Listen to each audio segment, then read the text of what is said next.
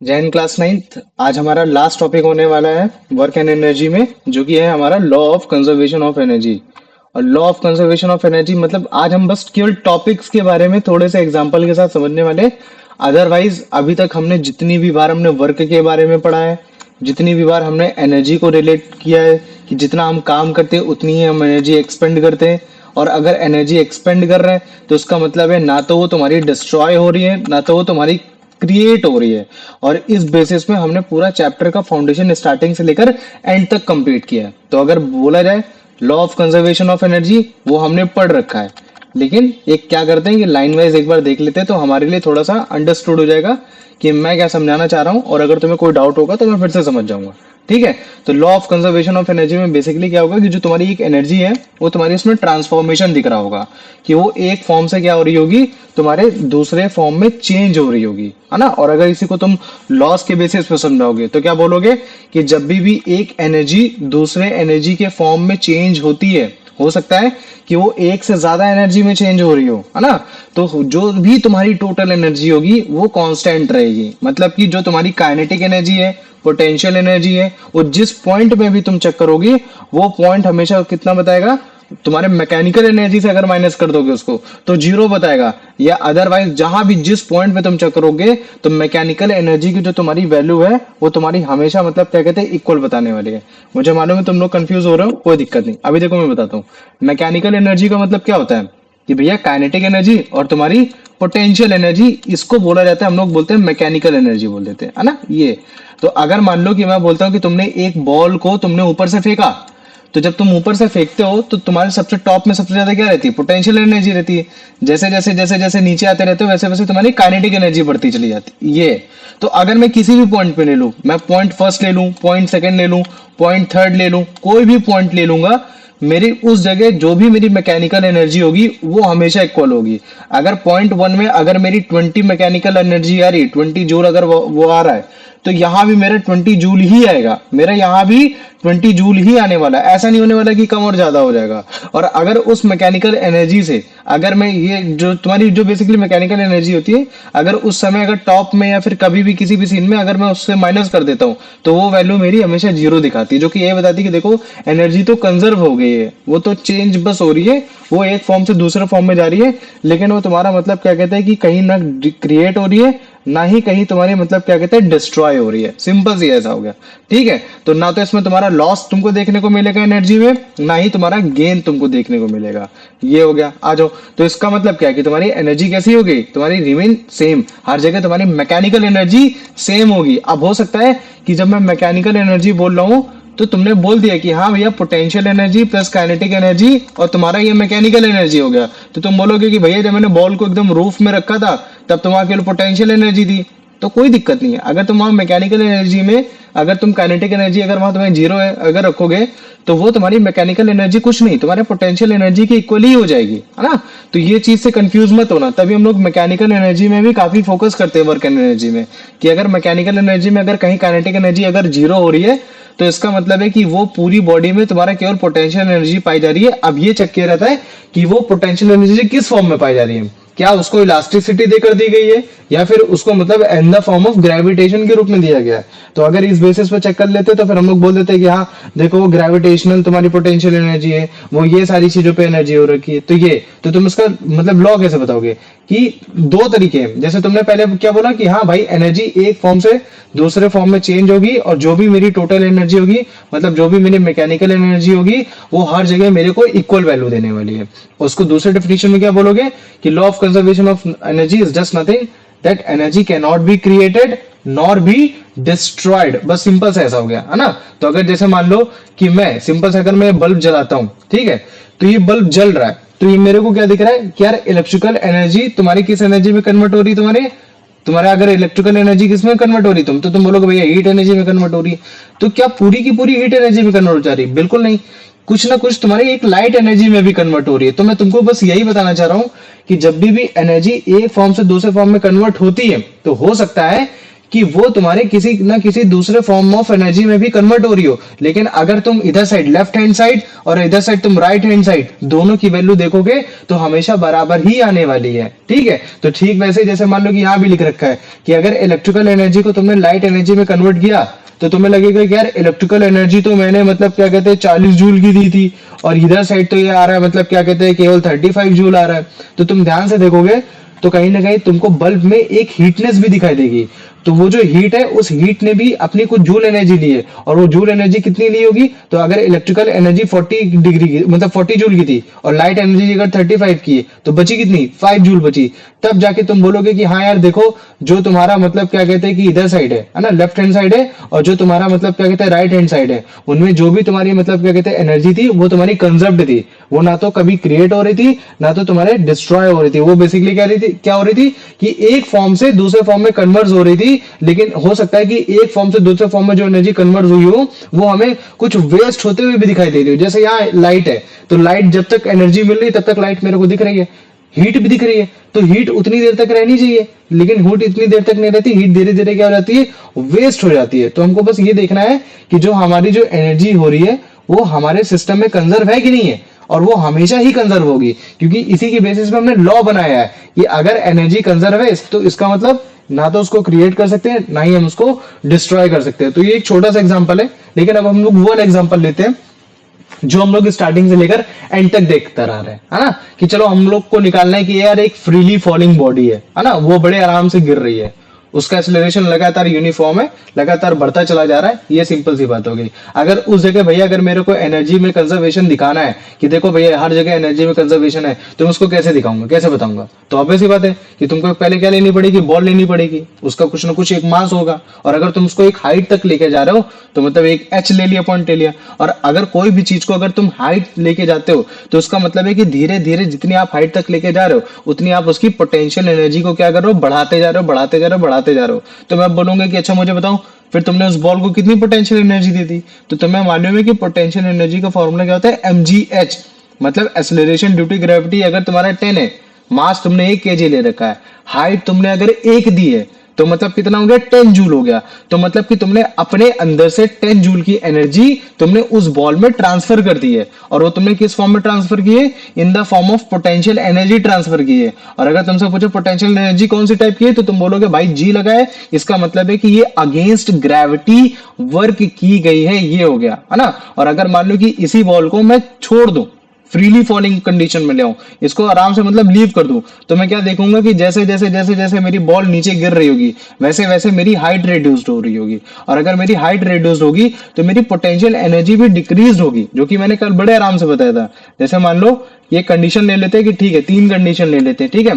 पहली कंडीशन वो है जिस कंडीशन में तुम्हारा मतलब क्या कहते हैं हाइट थी वो तुम्हारी 2 मीटर थी।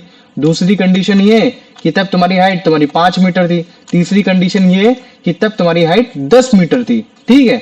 तो अगर मान लो कि तुमने बॉल से उठाया, पहले 2 मीटर पे लेकर आए, तो अगर तुम 2 मीटर लेकर आ रहे हो और मैं बोलता हूँ कि एक्सेलरेशन ड्यू टू ग्रेविटी तुम्हारी 10 मीटर पर सेकंड है और जो तुम्हारी बॉल है, बॉल का मास तुम्हारा 1 kg हो रखा है, तो आओ चलो इस 2 मीटर पे चेक करते हैं इसकी पोटेंशियल एनर्जी कितनी है। तो तुमने यहाँ पोटेंशियल एनर्जी चेक किया mgh, और mgh पे लगाया तो तुमने मास 1 रखा, एक्सेलरेशन ड्यू टू ग्रेविटी 10 और हाइट तुमने 2, वैल्यू निकाली तुमने 20 जूल निकाली।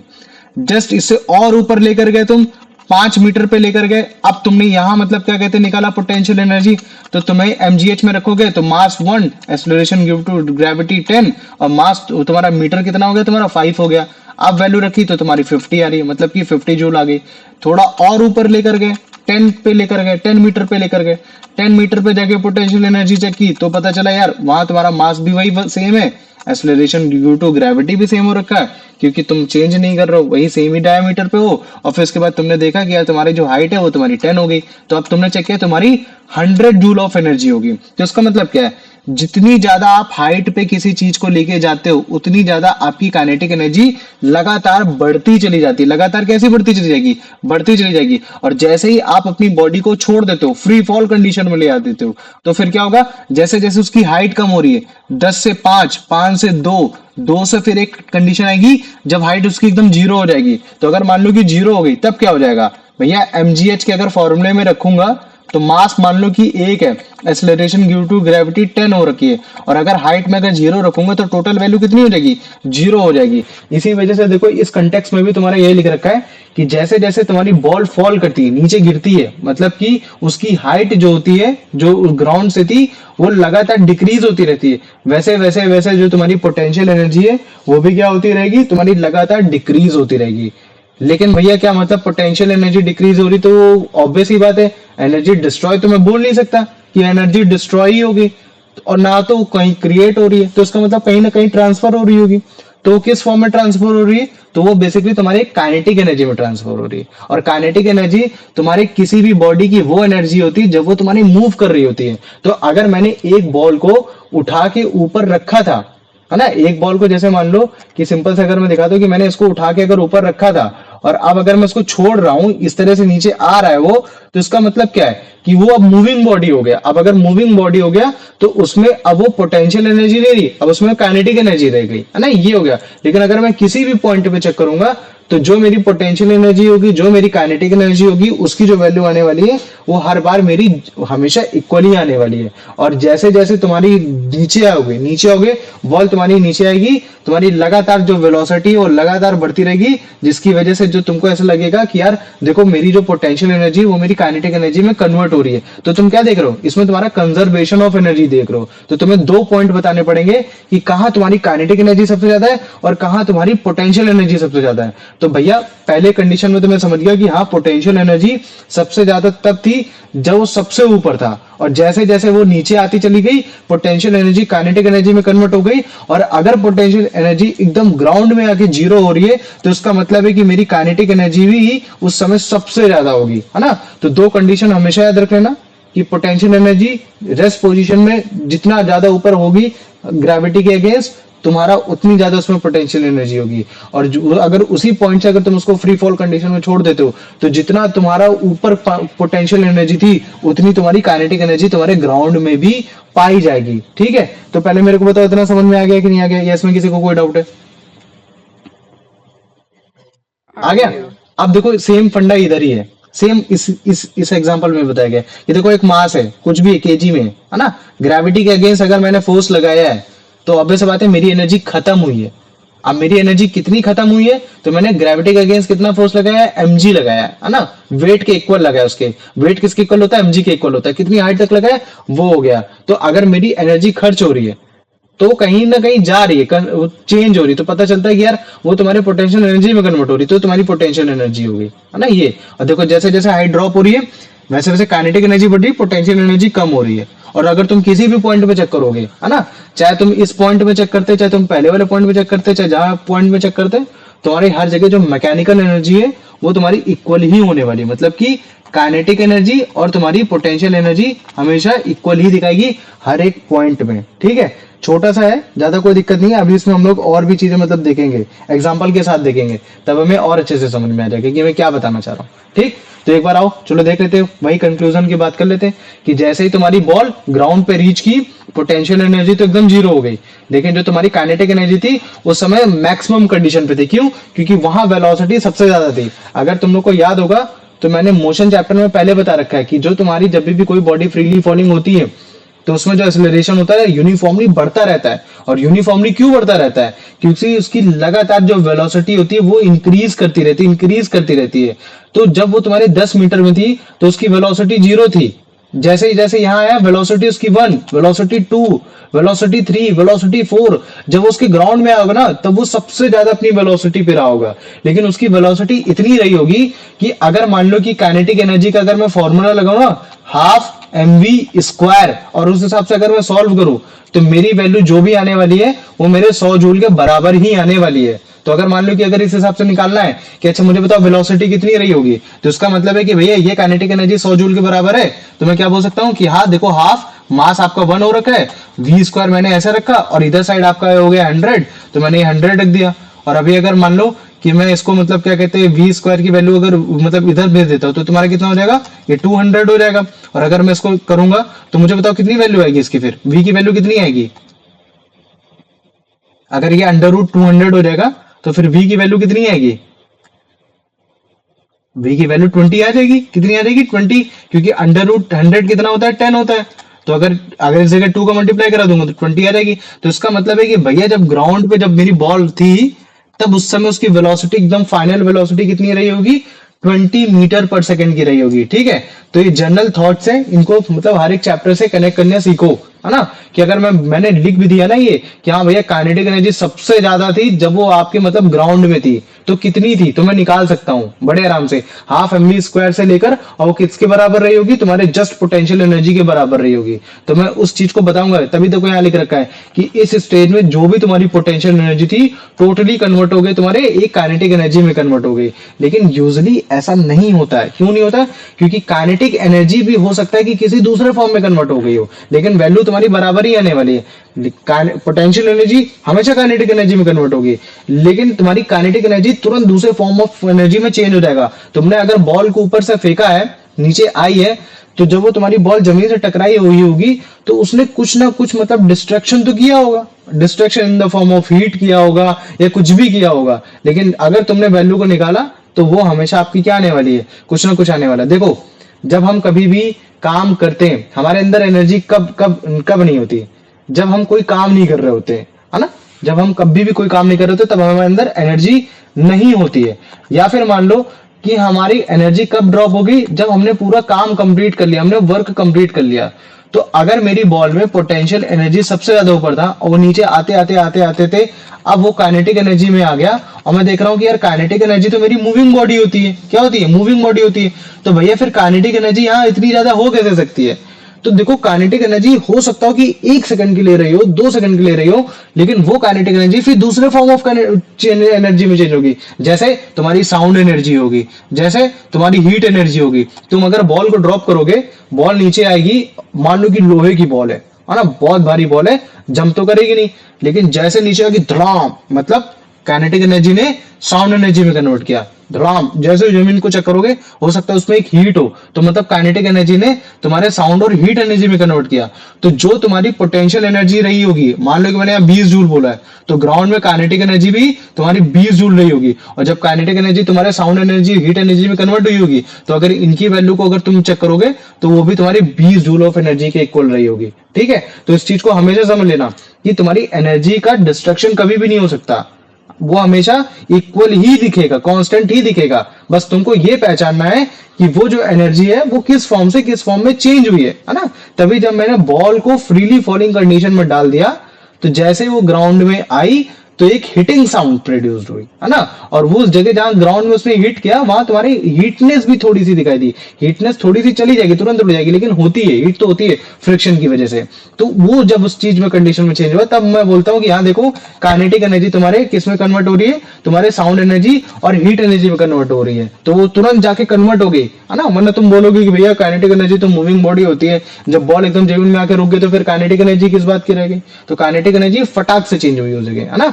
Kinetic energy, sound energy, heat energy, इन सब की वैल्यू जब भी तुम निकालोगे, टोटल वैल्यू निकालने की कोशिश करोगे, वो समहाउ इक्वल ही आने वाली है। ठीक है, तो इवन अगर बॉल हिट भी कर रहा है तो भी कोई दिक्कत नहीं। Law of conservation of energy जो कंसेप्ट हो रखा है वो तुम्हारा हमेशा सेम ही आएगा, चाहे जो कंडीशन हो जाए।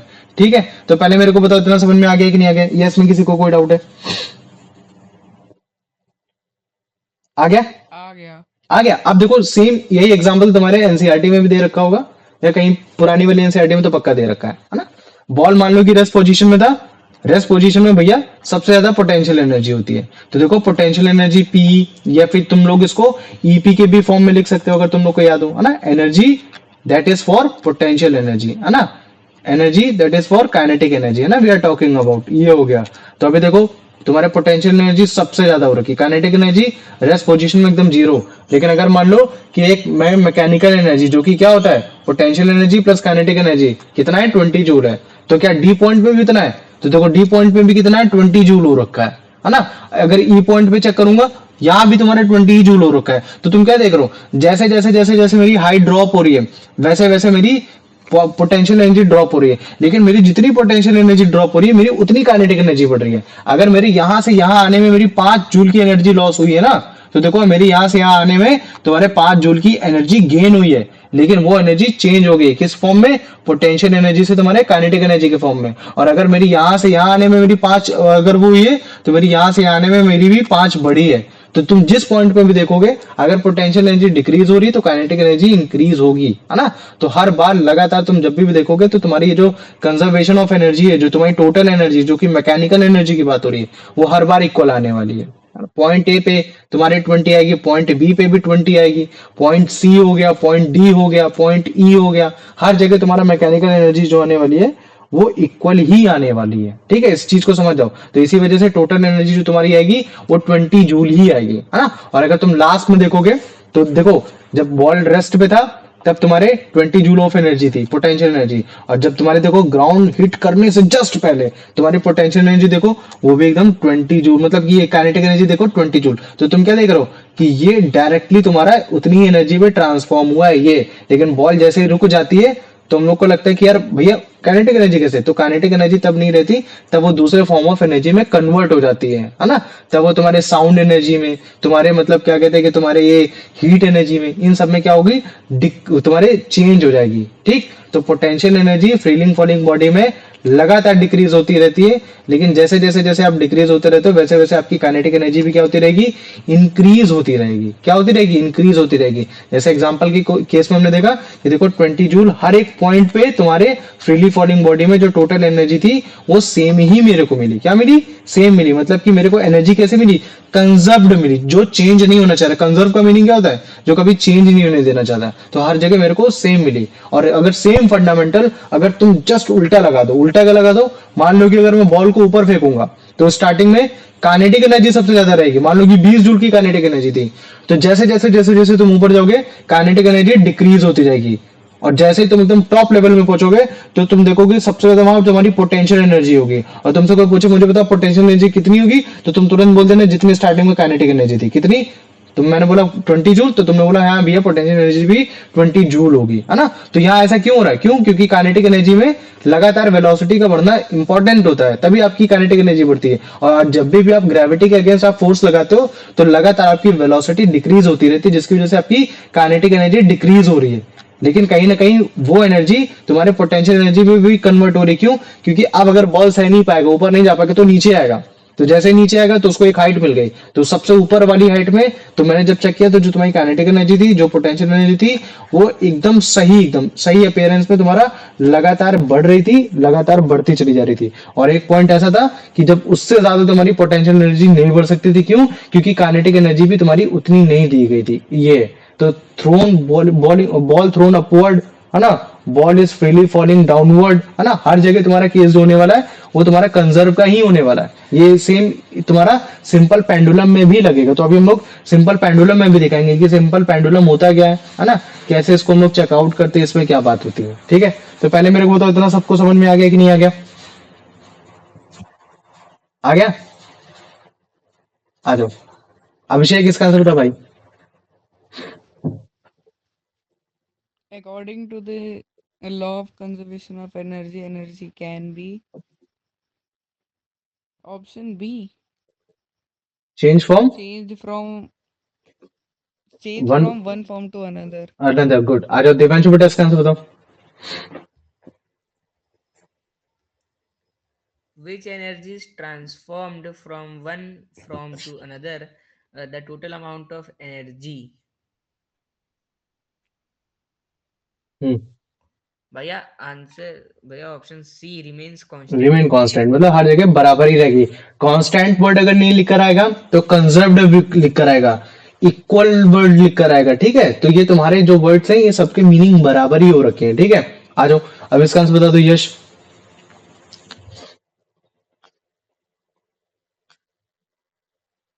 Another definition of law of conservation of energy states that energy can neither be created nor destroyed. Every action has equal and opposite reaction बोलने वाला था। ठीक है, ये आ जाओ अब इसका आंसर बता दो चिराग।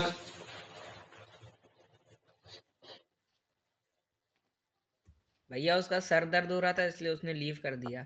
चल ठीक, कोई बात नहीं, तू बता भाई अभिषेक। The potential energy of a ball of mass raised to a height H is given by mgh. mgh, good. आ जाओ, अब इसका आंसर बता दो दिव्यांशु।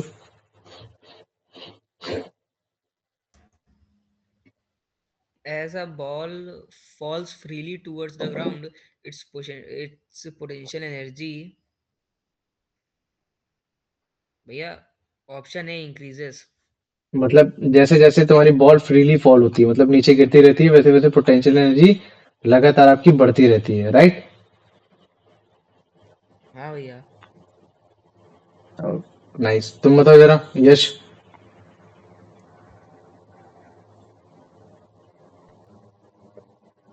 पोटेंशियल एनर्जी सबसे ज्यादा कब होती है? जब सबसे ज्यादा ऊपर ग्राउंड में होगी ना दिव्यांशु, सोच, है ना? सबसे ज्यादा ऊपर भैया ग्राउंड में होगी, है ना? भैया ये ऑप्शन सी।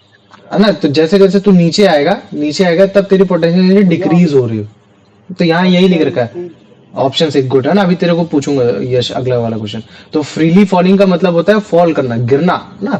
तो अगर तुम्हारी कोई बॉल है, अगर ग्राउंड में फ्रीली फॉलिंग हो रही है, तो लगातार उसकी जो पोटेंशियल एनर्जी है वो डिक्रीज होती जाएगी। आ जाओ यश, इसका आंसर बताओ बेटा।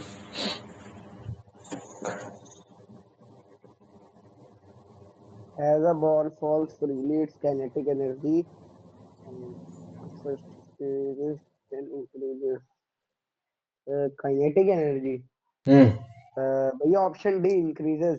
इंक्रीजेस है ना? ऐसा नहीं है कि पहले डिक्रीज हो जाएगी बाद में इंक्रीज हो, नहीं, लगातार बढ़ेगी जैसे जैसे तुम्हारी पोटेंशियल एनर्जी तुम्हारी डिक्रीज होती जाएगी। आ जाओ, अब इसका आंसर बता दो अभिषेक। During free fall, the decreased potential energy of the ball is equal to increase in kinetic energy. Increase in kinetic energy, good. आ जाओ, अब इसका आंसर बता दो Divyanshu. When the ball just reaches the ground, its kinetic energy becomes,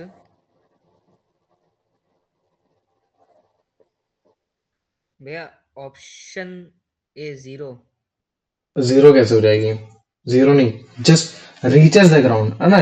just reaches the, मतलब ground से just reach करने से पहले पहले उसकी काइनेटिक एनर्जी सबसे फिर क्या होगी? भैया ऑप्शन बी मिनिमम।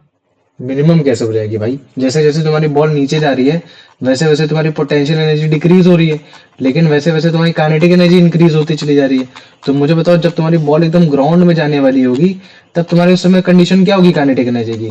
तब वो अपने सबसे मैक्सिमम मोड में होगी, या सबसे ज्यादा मिनिमम मोड में होगी, या वो तुम्हारे कांस्टेंट मोड पे होगी, या वो तुम्हारी जीरो होगी?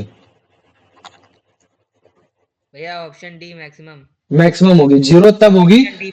हाँ सुनो, जीरो तब होगी जब वो ग्राउंड में पहुंच चुकी होगी। अगर ग्राउंड में पहुंचने के बाद अगर उसकी वेलोसिटी अगर जीरो हो गई, तो अगर मैं काइनेटिक एनर्जी के फॉर्मूले में रखूं तो कितना होता है? हाफ एम वी स्क्वायर होता है। तो मान लो कि मैंने मास 1 kg का ले रखा था बॉल का, वेलोसिटी तुम्हारी जीरो है, तो टोटल वैल्यू जीरो हो जाएगी। इसी वजह से लिखा जाता है कि when ball just reaches the ground, मतलब कि बॉल ग्राउंड में रीच करने से जस्ट पहले, कि ताकि वेलोसिटी उसकी जो सबसे ज्यादा थी उस समय वो उतनी ही बनी रहे। ये आ जाओ, इसका आंसर बता दो दिव्यांशु भाई, ओ सॉरी यश।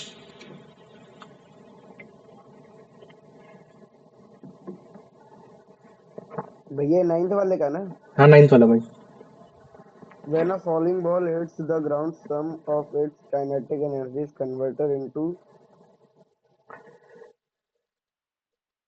भैया option C, sound energy and heat energy. Heat energy है ना? ऑब्वियस सी बात है कि अगर भैया ग्राउंड में गया काइनेटिक एनर्जी एकदम जीरो हो गई, तो भैया एनर्जी तो कभी भी आपकी डिस्ट्रॉय की नहीं जा सकती है। तो फिर ये आपकी 20 जूल से आपकी जीरो में कैसे आ गई? तो तुम बोलोगे अबे भाई डिस्ट्रॉय नहीं हुई, वो कन्वर्ट हुई। किस चीज में कन्वर्ट हुई? तुम बोलोगे साउंड एनर्जी, आवाज आई थी ना, जमीन को छू, हीट आ रही है ना, तो तेरे भाई उस फॉर्म में कन्वर्ट हो गई है।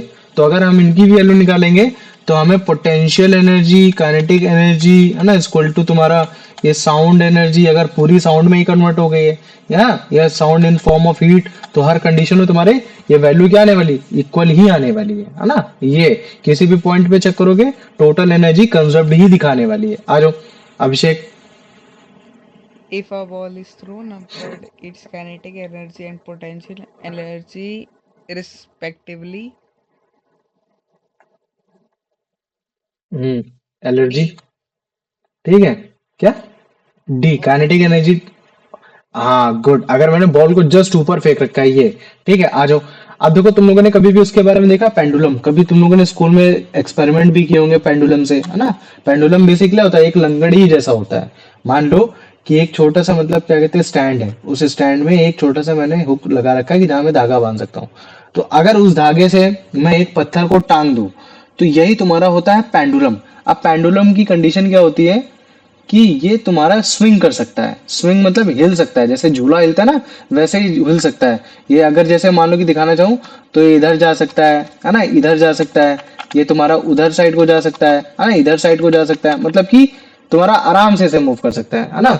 तो अब हम इस सिंपल पेंडुलम के थ्रू मतलब देखने की कोशिश करेंगे कि यार देखो एक ऐसा पॉइंट होता है जहां काइनेटिक एनर्जी सबसे ज्यादा होगी, एक ऐसा पॉइंट होगा जहां तुम्हारी पोटेंशियल एनर्जी ज्यादा होगी, और लेकिन कुछ ऐसे भी पॉइंट होंगे कि जहां आप मतलब कोई भी वैल्यू निकालोगे आपको टोटल एनर्जी जो आने वाली है वो हर बार इक्वली आने वाली, हर एक कंडीशन में भी आने वाली, इवन वहां भी जहां तुम्हारी पोटेंशियल एनर्जी ज्यादा है या फिर वहां जहां तुम्हारी काइनेटिक एनर्जी भी ज्यादा हो रखी है। ठीक है, तो सिंपल पेंडुलम के साथ हम लोग कंजर्वेशन ऑफ एनर्जी के बारे में समझने वाले हैं, सीखने वाले हैं। ठीक है, तो ये देखो पहले ये वाला एग्जांपल देखो। तो जब तुम्हारा मतलब क्या कहते हैं पेंडुलम एकदम स्ट्रेट पोजीशन में, रेस्ट पोजीशन में होता है, तो उसको हम लोग बोलते हैं मीन पोजीशन। क्या बोलते थे उसको? मीन पोजीशन, मतलब कि रुका हुआ है। और जैसे ही तुम्हारा वो टॉप में आता है, वो अपनी हाइट अचीव करता है जितनी ज्यादा, वो उसकी होती है मैक्सिमम पोजीशन। कितनी होती है तुम्हारी? वो उसकी मैक्सिमम पोजीशन कहलाई जाती है। तो यार अगर इस हिसाब से देखा जाए तो उसकी कितनी मैक्सिमम पोजीशन हो सकती है? एक तुम्हारा ये वाला पॉइंट हो सकता है ना, और एक पॉइंट तुम्हारा कौन सा हो सकता है जब वो तुम्हारे मतलब क्या कहते हैं इधर साइड पाई जा रही हो। किधर साइड पाई जा रही हो? जस्ट उसके उल्टे पाई जा रही हो, है ना। तो ये देखो यहाँ अगर तुम ध्यान से देखोगे तो मैक्सिमम पोजीशन में उसकी हाइट सबसे ज्यादा है, मीन पोजीशन में उसकी हाइट सबसे कम हो रखी है ना। और अगर तुम सबसे ज्यादा फिर इधर साइड लेके जाओगे, पॉइंट ए की तरफ लेके जाओगे, तो फिर सबसे ज्यादा उसकी हाइट हो जाएगी। क्या हो जाएगी? सबसे ज्यादा फिर उसकी हाइट हो जाएगी। तो ये उसकी एक मैक्सिमम पॉइंट है, वो उसका एक मिनिमम पॉइंट हो रखा था। तो हम देखेंगे कि जहां सबसे ज्यादा हाइट है वहां तुम्हारी सबसे ज्यादा तुम्हारी क्या होगी? पोटेंशियल एनर्जी होगी। तो मतलब कि वो पॉइंट कौन सा होंगे तुम्हारे? ए पॉइंट होगा और ए पॉइंट होगा तुम्हारा सी पॉइंट होगा, लेकिन तुम्हारे बी पॉइंट पे हाइट नहीं होगी। यहाँ तुम्हारे काइनेटिक एनर्जी होगी, फटाक से निकल रही होगी, तभी देखो तुम्हारा पॉइंट लिख रखा है। देखो पॉइंट बी में काइनेटिक एनर्जी सबसे ज्यादा मैक्सिमम होगी, पोटेंशियल एनर्जी वहां सबसे कम मिनिमम में होगी। क्यों? क्योंकि वो सबसे उसकी लोएस्ट हाइट हो रखी है ये। और जो तुम्हारा मतलब क्या कहते हैं कि जो पोटेंशियल एनर्जी है वो तुम्हारे सबसे ज्यादा मैक्सिमम होगी कहाँ? पॉइंट ए में, मतलब यहाँ, है ना। पॉइंट सी में भी तुम्हारे सबसे ज्यादा मैक्सिमम होगी, लेकिन अगर वहां मैं काइनेटिक एनर्जी की बात करूंगा तो वहां काइनेटिक एनर्जी कैसी होगी? जीरो होगी। क्यों? क्योंकि बॉडी वहां तुम्हारे एक रेस्ट पोजीशन में आ चुकी होगी। ये तो इन पॉइंट को समझना कि जो तुम्हारे ये स्विंगिंग पेंडुलम हो रखा है, सिंपल पेंडुलम जो हो रखा है, इनमें भी एनर्जी जो क्या हो रही है वो एक फॉर्म से दूसरे फॉर्म में कन्वर्ट होते दिखाई दे रही है। ए पॉइंट हो गया, सी पॉइंट हो गया, इनमें तुम्हारे पोटेंशियल एनर्जी सबसे ज्यादा थी, है ना। तुम्हारे ए से लेकर तुम्हारा बी पॉइंट तक तुम देखोगे कि यहाँ तुमको काइनेटिक एनर्जी भी दिखेगी और तुमको यहाँ पोटेंशियल एनर्जी भी दिखेगी, के भी दिखेगा, पी भी दिखेगा। और अगर मैं यहाँ कहीं भी अगर वैल्यू चेक करूं, चाहे मैं पॉइंट ए पे चेक करूं, चाहे यहाँ चेक करूं, चाहे यहाँ चेक करूं, चाहे यहाँ चेक करूं, चाहे यहाँ चेक करूं, हर जगह मेरी वैल्यू क्या आने वाली है? तुम्हारे इक्वल ही आने वाली, इक्वल ही आने वाली, इक्वल ही आने वाली है। और जैसे जैसे तुम उसको मतलब कंडीशन पे छोड़ दोगे तो फ्रिक्शन के अगेंस्ट काम करने की वजह से, अब्रेशन के अगेंस्ट काम करने की वजह से धीरे धीरे जो एनर्जी है वो तुम्हारे in the form of mechanical heat में कन्वर्ट होते चली जाएगी। तो हो सकता है कि पहले पॉइंट पे तुम्हारा यहाँ आता हो, लेकिन तुम देखोगे कि 5 सेकंड 10 सेकंड के बाद अब तुम्हारी बॉल यहीं आके रुक जा रही है ना। क्यों? क्योंकि उसकी एनर्जी वेस्ट होती चली जा रही है। क्यों वेस्ट होती चली जा रही है? क्योंकि वो in the form of heat, in the form of friction, वो तुम्हारी वेस्ट होती चली जा रही है। ये तो ये सिंपल सा फंडा था जिसमें मेरे को बताना था कि हाँ कैसे तुम्हारा एक सिंपल पेंडुलम है जिसमें जो तुम्हारी एनर्जी है वो तुम्हारी काइनेटिक एनर्जी और पोटेंशियल एनर्जी इसमें स्टोर रहती है, और वो तुम्हारे कहीं ना कहीं मिक्सचर भी पाई जाती है कि जहां तुम्हारे पोटेंशियल एनर्जी भी है, काइनेटिक एनर्जी भी हो रखी है, लेकिन हर एक पॉइंट पे देखोगे तो जो भी मेरी जो तुम्हारी एक मैकेनिकल एनर्जी आने वाली है वो एकदम इक्वल आने वाली, इक्वल आने वाली है। तो ये सेम फंडामेंटल मैंने यहाँ भी समझाने की कोशिश की है कि एक तुम्हारा सिंपल पेंडुलम है ना, जिसको तुम लोग एक बॉब से टांगते हो। तो ये जो तुम ये देख रहे हो गोला, इसको बोला जाता है बॉब। क्या बोलते हैं इसको? इसको बॉब बोलते हैं। ठीक है, तो जब आप इसको लंबे थ्रेड से टांगोगे एक रिजिड सपोर्ट के साथ, और फिर उसके अगर आप उसको फ्रीली स्विंग करने दोगे तो आप देखोगे कि लगातार मतलब कहीं भी किसी पोजीशन में जा सकता है, मतलब एक हाइट को अचीव कर सकता है। तो अगर मान लो कि तुमने जितनी एनर्जी अपनी खर्च करके इसको मूव कराया है, और अगर वो पॉइंट ए से तुमने उसको मूव कराया है और पॉइंट सी तक तुमने उसको पहुंचाया है, या है ना कहीं तक भी पहुंचा, पॉइंट सी तक पहुंचाया है या पॉइंट बी तक पहुंचाया है, तो उसने अपनी मैक्सिमम हाइट कन्वर्ट कर रखी है। तो अगर उसने मैक्सिमम हाइट उसी का कन्वर्ट कर रखी है बॉडी स्टॉप पोजीशन में, तो उसका मतलब वो सबसे उसकी एक्सट्रीम कंडीशन है जहां उसकी पोटेंशियल एनर्जी सबसे ज्यादा होगी। ये हो गया। सेम इधर भी, तो यहाँ भी देख रहा हूँ कि भैया वेलोसिटी इसकी डिक्रीज हो गई है और ये अपने सबसे मेन हाइट पे जा चुका है, तो इसका मतलब यहाँ भी सबसे ज्यादा उसकी पोटेंशियल एनर्जी ज्यादा होगी। और यहाँ अगर मैं चेक करूंगा तो बॉडी काइनेटिक एनर्जी पे नहीं, तुम्हारे पोटेंशियल एनर्जी पे नहीं, काइनेटिक एनर्जी पे सबसे ज्यादा हो रखी है ये। और इसको कुछ ऐसा बनाया गया है कि मान लो कि ग्राउंड जो तुम्हारा है ना, ग्राउंड वो जस्ट मतलब क्या कहते हैं कि ऐसा हो रखा है कि जस्ट जिसके नीचे हो रखा है, मतलब टच नहीं कर रहा, जस्ट नीचे हो रखा है कि अगर मान लो कि टच किया तो वेलोसिटी जस्ट क्या हो जाएगी, डिक्रीज हो जाएगी। वेलोसिटी के डिक्रीज होते ही काइनेटिक एनर्जी डिक्रीज हो जाएगी। इसी वजह से जो पॉइंट ए है जिसको हम लोग मीन पोजीशन बोलते हैं, वो मीन पोजीशन जो तुम्हारा है उसमें मतलब क्या कहते हैं सबसे ज्यादा वेलोसिटी है। इवन अगर तुम ग्राउंड में टच भी नहीं करोगे तो भी सबसे ज्यादा वेलोसिटी तुम्हारी यही ही होगी। क्यों होगी? क्योंकि अगर तुम यहाँ से देखोगे तो धीरे धीरे कहीं ना कहीं तुम्हारी हाइट बढ़ने लगेगी। जैसे इस पॉइंट पे इतनी थी, इस पॉइंट पे इतनी थी, इस पॉइंट पे इतनी थी, इस पॉइंट पे इतनी थी, इतने पॉइंट पे इतनी थी, और जैसे जैसे तुम्हारी हाइट बढ़ती जाती है वैसे वैसे तुम्हारी वेलोसिटी तुम्हारी क्या होती जाती है, डिक्रीज होती जाती है। तो अगर वेलोसिटी डिक्रीज हो रही है तो काइनेटिक एनर्जी भी डिक्रीज हो रही है। तो इसका मतलब है भैया यही केवल एक पॉइंट है जहां तुम्हारी काइनेटिक एनर्जी सबसे ज्यादा हो रखी है। समझ में आ गया? सबसे ज्यादा क्या हो रखी है, काइनेटिक एनर्जी हो रखी है। तो जब हमने पेंडुलम को एट अ पोजीशन बी डाला तो उसके पास केवल पोटेंशियल एनर्जी थी, कोई काइनेटिक एनर्जी नहीं हो रखी थी। और जब हमने मतलब क्या कहते हैं बॉब को फिर से छोड़ा तो हमने देखा बी से वो ए पोजीशन में आया, तब उसकी जितनी भी पोटेंशियल एनर्जी थी उस जगह तुम्हारे काइनेटिक एनर्जी में कन्वर्ट हो गई।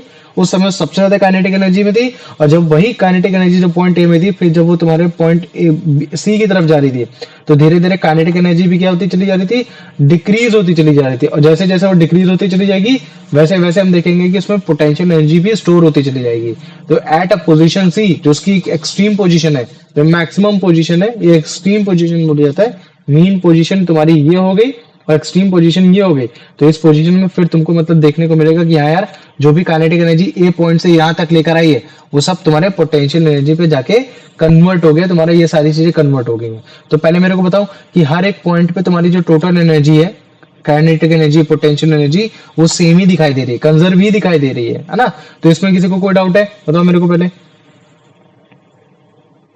नहीं भैया। नहीं है ना? तो बस इस चीज को याद रख लेना वही कि ऐसा नहीं कि जो तुम्हारी ये पेंडुलम है वो हमेशा लगातार ऑस्किलेट करता ही रहेगा, स्विंग करता ही रहेगा, है ना? वो धीरे धीरे एक ऐसा टाइम आएगा कि पेंडुलम तुम्हारा ऑस्किलेट होना बंद हो जाएगा, धीरे हो जाएगा, है ना? वो रेस्ट में आ जाएगा। और इसी वजह से क्यों?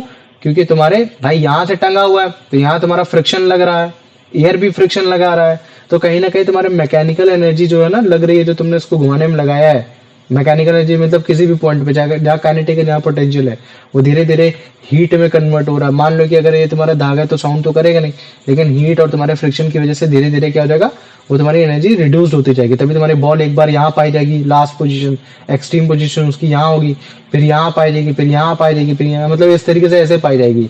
ये हो गया। तो धीरे धीरे हम देखेंगे कि हीट जो है वो धीरे धीरे एनवायरनमेंट पे लूज होती जा रही है, तो हमारी जो एक्सट्रीम पोजीशन है वो भी धीरे धीरे हमको डिक्रीज होते हुए दिखाई देगी, डिक्रीज होते हुए दिखाई देगी। ठीक है? तो इस कुछ फंडे थे कि अगर हमने लिफ्ट को मतलब स्टोन को ऊपर फेंका, है ना, तो जैसे ही हाइट में पहुंचा तो हमने अगर कुछ काम किया है तभी तो हम पे एनर्जी खर्च हुई है। किसी पे एनर्जी क्यों आएगी?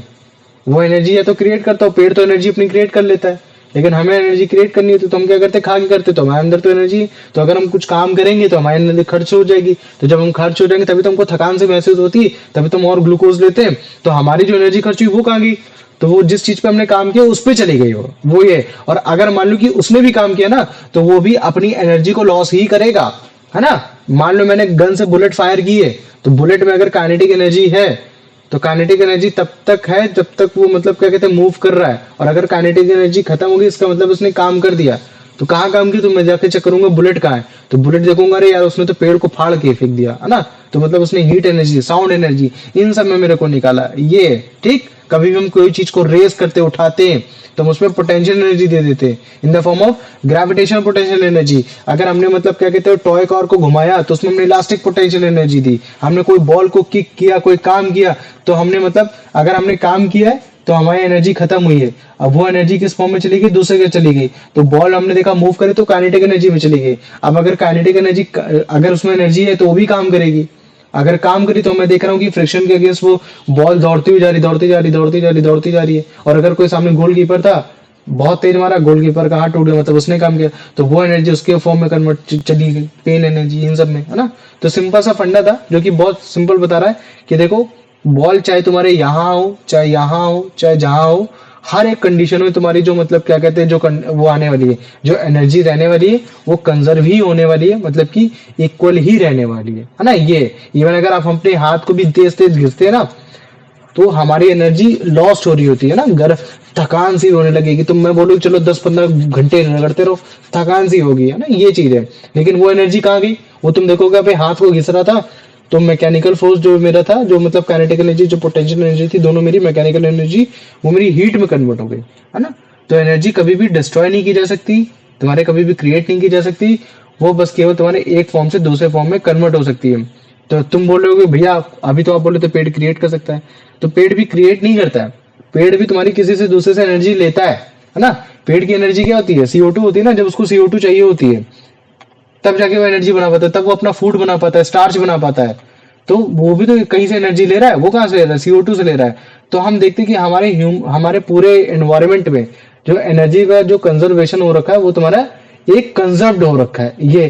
तो पहले मेरे को बताओ, इतना समझ में आ गया कि नहीं आ गया? यस में किसी को कोई डाउट है? आ गया भैया। आ गया, गुड। आ जाओ, अब इसका आंसर बताते भाई। अभिषेक, नहीं, कुलदीप, वो दिव्यांशु, पिछली बार अभिषेक ने बताया।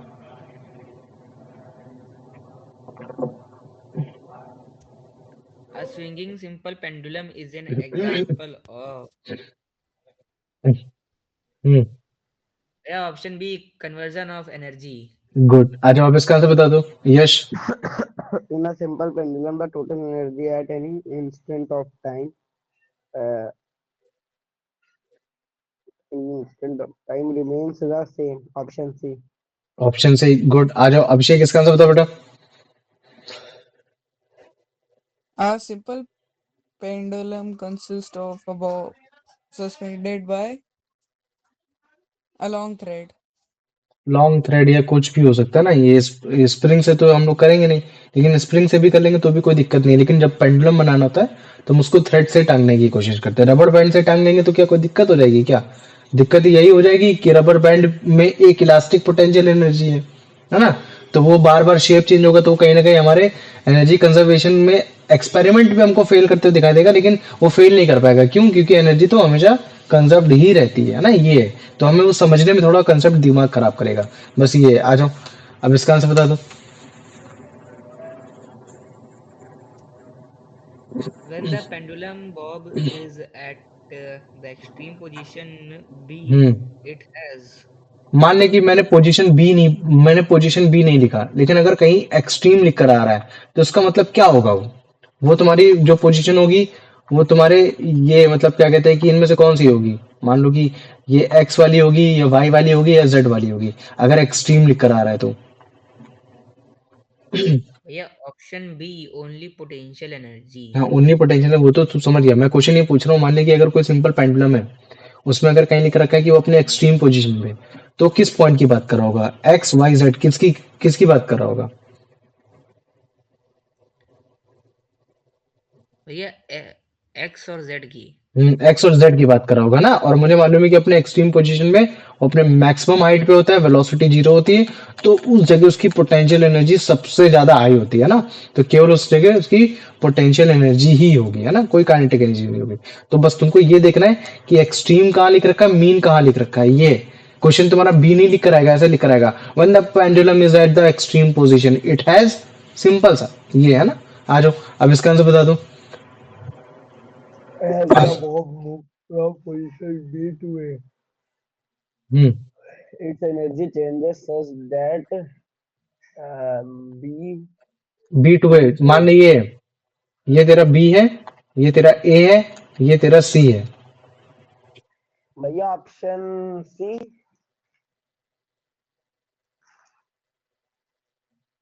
हेलो। पढ़ पढ़, सी तो पढ़। Potential energy decreases and kinetic energy increases. Good, है ना, ये हो गया। आ जाओ, अब इसका आंसर बता दो। When the bob reaches the center position A, it has. अब यहाँ देखो सेंटर लिख रखा है, यहाँ मीन भी लिखा रह सकता है, सेंटर मीन है ना, ये सब इन सबको याद रख लेना। आ जाओ। भैया option B only kinetic energy. Only kinetic energy है ना ये। अच्छा देखो फिफ्थ के डी ऑप्शन में लिख रखा है बोथ एनर्जीज आर कांस्टेंट। नहीं, बोथ एनर्जी बोल रहा है कि तुम्हारी पोटेंशियल एनर्जी की वैल्यू जो होगी काइनेटिक एनर्जी की जो वैल्यू होगी वो बराबर होगी। नहीं नहीं नहीं भाई, ऐसा नहीं। टोटल एनर्जी वो होती है, टोटल एनर्जी को क्या बोलते हैं, मैकेनिकल एनर्जी बोल देते हैं ये। तो वो कंजर्व होती है ना। यहाँ देखो बोथ एनर्जीज लिख रखा है। अगर यहाँ तुम्हारा टोटल एनर्जी लिखा होता और एनर्जीज की जगह एनर्जी लिखा होता, तब थोड़ा क्वेश्चन ये रहता कि भाई पॉइंट ए से पॉइंट बी में मूव करो तो एनर्जी किस में चेंज हो रही है, भाई टोटल एनर्जी कांस्टेंट आ रही है। तो ये भी एक तरीके का आंसर हो सकता था, लेकिन कोई दिक्कत नहीं। आ जाओ, अब इसका आंसर बता दो।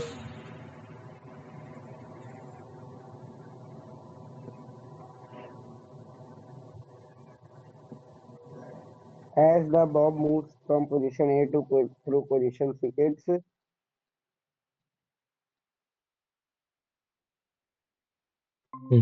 सोच। मान ले कि ये तेरा पेंडुलम है, option B. ये तेरा ए पॉइंट है, ये तेरा सी पॉइंट है, ये तेरा बी पॉइंट है। ठीक है। अगर मान ले कि मैंने बॉब को ए पोजीशन से तेरा सी पोजीशन पे लेकर गया तो क्या होगा? भैया काइनेटिक एनर्जी डिक्रीज होगी, पोटेंशियल एनर्जी इंक्रीज होगी। गुड है ना, ये पहले सी बोला था ना तूने। नहीं भैया मैंने बी बोला था। गुड। अच्छा अच्छा, अब इसका आंसर बताओ। At the extreme position C, the bob has only potential energy। भैया ऑप्शन सी। गुड। आ जाओ, अब इसका आंसर बताओ। The oscillation of pendulum gradually died out mainly because option B, पढ़ो भाई। mechanical energy is converted into heat energy due to friction. ठीक है। अच्छा देखो, काफी बार काइनेटिक एनर्जी हो गया, पोटेंशियल एनर्जी हो गया, हम लोग उनको मैकेनिकल एनर्जी ही बोल देते हैं। ठीक है, कि यार ये तुम्हारे मैकेनिकल ही एनर्जी है। लेकिन मैकेनिकल एनर्जी बेसिकली क्या होती है, तुम्हारे सम ऑफ काइनेटिक एनर्जी और तुम्हारे पोटेंशियल एनर्जी। और अगर किसी कंडीशन में काइनेटिक एनर्जी को पोटेंशियल मैकेनिकल एनर्जी बोला जा रहा है, तो उस समय मतलब हो सकता है कि तुम्हारा पोटेंशियल हो सकता नहीं होगा ही, पोटेंशियल एनर्जी क्या होगा, जीरो हो रखा होगा। तभी तुम्हारा ये देखो K E plus PE is equal to M E, है ना। और अगर मैं के ई को एम ई के इक्वल तभी रख पाऊंगा जब मेरा पीई कितना होना चाहिए, जीरो होना चाहिए, है ना। या फिर मान लो कि अगर मैं पीई को एम ई के इक्वल रखना चाहूंगा तभी हो पाएगा जब मेरा के ई कितना होना चाहिए, जीरो होना चाहिए, है ना। तो इस चीज को अंडरस्टूड रखना, ये बड़ा कंसेप्ट नहीं है, छोटा सा। आ जाओ, अब इसका आंसर बताओ।